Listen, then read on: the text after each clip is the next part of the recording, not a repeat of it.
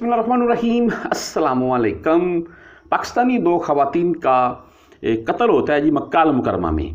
Social media के ऊपर इसके मतलब आपने कहीं ना कहीं को वीडियो वगैरह या पिक्चर वगैरह देख ली होगी। मैं आपको तफसील बता दूंगा क्या ये ख़वातीन पाकिस्तानी थी, ये क्या मामला है। नंबर दो, ये मामला हुआ क्यों, वजह क्या थी। ये वक़ूआ हुआ जी मक्का अल मुकरमा में।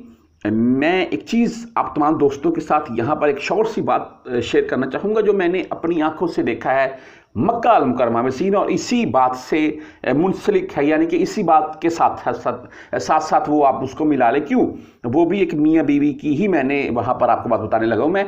अच्छा, मियाँ बीवी ऐसे नहीं है कि वो पाकिस्तानी थे, होता मामला क्या था सुन लें। एक पठान जो जिसकी बिल्कुल दाढ़ी सफ़ेद थी और सर के बाल नहीं थे और हल्के फुल्के थे, और उम्र उसकी गालबन 55 से 60 के अराउंड में थी या शायद इससे भी ज़्यादा। और मेरा उसके साथ थोड़ी बहुत सलाम दुआई, वो गुलाब चलाता था, मेरी उसके साथ थोड़ी बहुत सलाम दुआई, हम इकट्ठे बैठकर नाश्ता करते थे। ये मैं आपको मक्का जो शुमालिया है यहाँ इस तरफ की बात बता रहा हूँ मैं। तो उसने बार गपशप होती रही। एक दिन मुझे बोल रहा है कि आज जुमेरात है और मैं अपनी बेगम के पास जा रहा हूँ। मैंने बोला वाह खान भाई, आपने अपनी वाइफ भी रखी हुई है यार। तो बोलता नहीं यार वो, मैंने बोला क्या, मुझको भी बताओ थोड़ा। अच्छा, मुझे बोलता है कि तुम छोकरा लोग तुमको पता नहीं है। मैंने बोला यार नहीं पता है, वल्लाह मुझे नहीं पता है। अच्छा, बोलता है कि मैंने एक फिलिपीनी लड़की से शादी की हुई है। हकीकत बात, मैं पहले तो उसके चेहरे की तरफ देखे जा रहा हूँ, यार ये 60 साल का बूढ़ा एक फिलिपीनी लड़की के साथ शादी।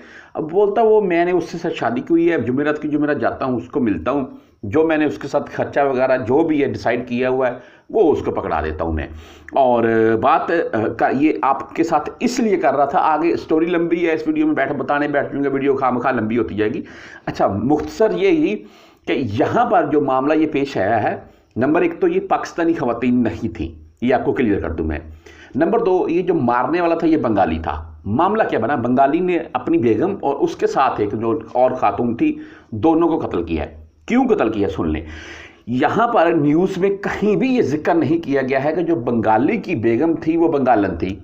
यार आप मुझे खुद तमाम दोस्त भाई जानते हैं, अगर मिसाल के तौर पर मैं अपनी वाइफ पाकिस्तान से बुलाता हूँ या आप अपनी बेगम को पाकिस्तान से बुलाते हैं, यार हम तो यहाँ पर उसको प्यार से रखेंगे, ना कि कोई किसी किस्म का और मामला।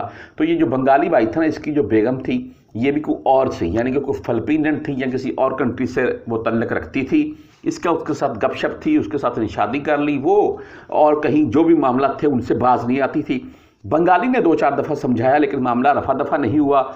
ये चाकू लेकर भाई, उसको पता था यहाँ पर आएगी, जैसे ही वो स्टॉप पर पहुंची है इसने चाकू के वार करने शुरू कर दिए।